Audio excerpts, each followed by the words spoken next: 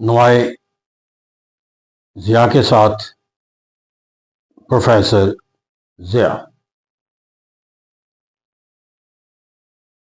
किसी भी रियासत को देखने के जो दो पहलू हो सकते हैं,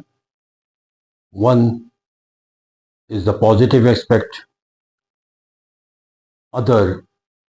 द नेगेटिव एस्पेक्ट्स। और फिर एक तज्जिया किया जा सकता है कि किसी कौम की ताकत से मुतल्लिक क्या सोच और फ़िक्र इख्तियार की जाए। पाकिस्तान के अंदर सियासी निज़ाम के अंदर मैं अगर इस दो पहलू से देखूँ बहसीत पॉलिटिकल साइंटिस्ट के तौर पर, तो मेरे नज़दीक जो सबसे पहला फ़र्द और रियासत का जो एक सवाल बामी तल्लुक़ के लिहाज से पैदा होता है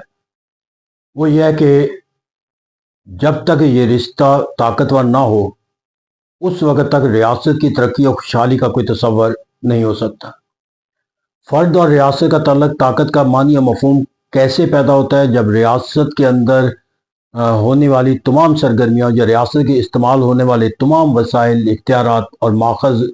वो इस सतह के ऊपर कायम हो कि उसके कम से कम उनके सब के लिए इक्वल वसाइल और मौके तो ना पैदा हों, लेकिन कम से कम उन्हें इक्वल अपॉर्चुनिटी उसके अंदर जो है वो हासिल हो जाए। यानी कि हम मुसलसल मुकम्मल इक्वलिटी तो नहीं पैदा कर सकते, लेकिन इसमें कोई दो राय नहीं है कि equal opportunity is the basic principle to have the equality concept at least in practical manner. तो जब हम कहते हैं कि इक्वल अपॉर्चुनिटी होना चाहिए, तो यहाँ पर जो पहला सवाल आता है पाकिस्तान के अंदर कि पाकिस्तान के अंदर हम अगर देखा जाए कि रिस्पेक्ट का एलिमेंट किसको हासिल है, पाकिस्तान के ऑनर्स सिटीज़न का कॉन्सेप्ट किसके पास हासिल है, पाकिस्तान के किस फ़र्द को डिग्निटी का तस्वर हासिल है, पाकिस्तान के अंदर रियासत के अंदर जो इदारे हैं उनके तक रसाई और उन इदारों पर दस्तखत किनको हासिल है,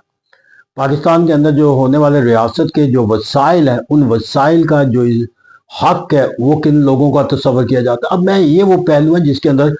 लेकिन अलमिया यह है कि जब हम ये तमाम पहलू से देखते हैं, ऑनर हो जाए, डिग्निटी हो जाए, रिसोर्सेज का असूल हो जाए, इदारों के इस्तेमाल हो जाए, या लोगों का इदारों से अपने मसाइल, तो ये तमाम के तमाम जो तस्वुरात का जवाब जो है वो अनफॉर्चुनेटली ये होता है कि पाकिस्तान के अंदर जो है वो सिर्फ और सिर्फ कभी 22 ख़ानदान थे, अब ये कहा जाता है 22 ख़ानदान भी नहीं रहे, बल्कि 2 ख़ानदान है या चंद ख़ानदान है जिनके अंदर चंद सरी का निज़ाम हुकूमत है और रेस्टोक्रेसी का निज़ाम हुकूमत है, जहाँ पर चंद लोग, चंद ख़ानदान जो मुख्तलिफ पहलुओं से डिस्टिंग्विश एस्पेक्ट कर चुके हैं, आइदर दे आर द फ्यूडलिस्ट और द कैपिटलिस्ट। तो उसके नतीजे के अंदर निज़ाम के अंदर होने वाली ऑनर भी उनके पास है, डिग्निटी भी उनके पास है, रिसोर्सेज भी उनके पास है, अपॉर्चुनिटी भी उनके पास है और इदारों का इस्तेमाल भी उनके मफादात के लिए। तो एक ऐसा निज़ाम रियासत है जिसके अंदर आपका जो पहला पॉजिटिव एक्सपेक्ट है फ़र्द और रियासत के तल्लुक़ के लिहाज से, मस्बत पहलुओं के लिहाज से, उसका दायरा कार जो है वो रियासत के अंदर जो है वो आबादी का एक बड़ा तबका उससे महरूम ना हो जाए, बल्कि रियासत की आबादी को मुकम्मल तौर पर उससे महरूम तस्वर किया जो कि चंद ख़ानदान या चंद अफराद का इक़्तिदार के और या मस्बत पहलुओं का आइनादार हो जाना जो है वो, इसका मतलब यह है कि रियासत की तमाम तर आबादी जो है वो उससे महरूम है। और ये हम देख सकते हैं कि पाकिस्तान के अंदर पैमाना बनाकर के पाकिस्तान के अंदर इस वक्त जो है वो अलीट तबका जो है वो किन ख़ानदानों पर मुश्तमिल है। अगर आप अपनी लेजिस्लेचर को देख लेंगे, फॉर एग्जांपल एग्जीक्यूटिव को देख लेंगे, तो ऐसा कहते हैं यहाँ पर जाकर जो रियासत के इदारों के जो अवामी सतह के ऊपर उनसे मतलब जो अपने मसाइल के हल के लिहाज से जो रसाई है वो भी हमें सामने आ जाती है। लोगों के लिए जो बुनियादी सहूलतों के लिहाज से जो उनका बुनियादी हक है उससे भी वाज़ेह नज़र आ जाता है कि कितने परसेंट पाकिस्तान की जो आबादी है वो इसके साथ जो है वो मुस्तफ़ीद होती है। तो इसे कहते हैं कि ऐसा मुल्क जहाँ पर पॉजिटिव जो रिलेशनशिप के पहलू हैं उससे रियासत की आबादी का जो है वो मजमूई तौर पर जो है उसे महरूम होना तस्वर कर लिया जाए, तो वहाँ पर हम कैसे तस्वर कर सकते हैं कि वो हम एक ऐसे निज़ाम के अंदर ज़िंदगी बसर करने वाले हैं कि जिसके ऊपर फ़ख्र किया जा सकता है।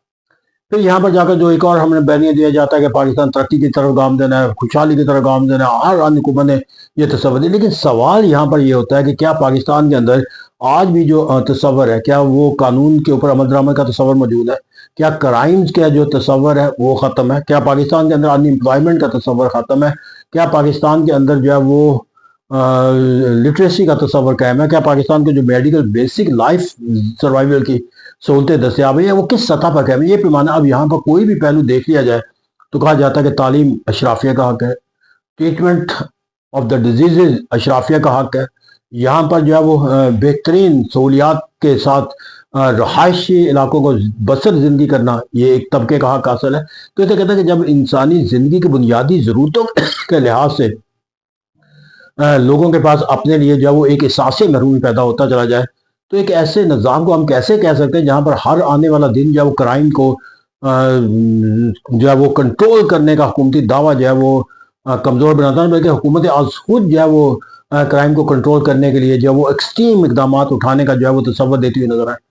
یہاں پر ان امپلائمنٹ کے تصور کو جو ہے وہ حکومت وقت جو ہے اپنا دکھ قرار دے۔ تو اسے کہتے ہیں یہاں پر جو لا اینڈ آرڈر کی سچویشن ہے اور جس کا قانون کا ہم عمل درآمد کرتے ہیں، نافذ کرتے ہیں، جس جبلہ کے یہ تمام پہلو ہیں جس کی بنیاد پر فرد اور حکومت کے اندر وہ تصور کسی بھی سطح پہ قائم نہیں ہو سکتا، نہ حکومت کے ثمرات کے حوالے سے تقسیم کے لحاظ سے، نہ دوسری سطح پر لوگوں کو اپنی ضروریات زندگی گزارنے کے لحاظ سے، ریاست سے جو اس کے تقاضے یا مطالبے ہیں اس کی تکمیل کے لحاظ سے۔ اور جب یہ دونوں پہلو کمزور ہوں تو how we can that we are having a country that is going to be a developed country, that is going to be of welfare state. But if you claim, I can just pray that your dream may come true. But unfortunately, being the political science, the reality is visible. The both sides of the picture is very dark. In the perspective of government resources, government strength, government association with the people is on the weakest side, and the same is the situation toward the pupil expectation from the government. Both sides are dark, and then how we can believe that we are living a wonderful, powerful, developed country, or we are going to have, with such all drawbacks, in the near future, a developed country status.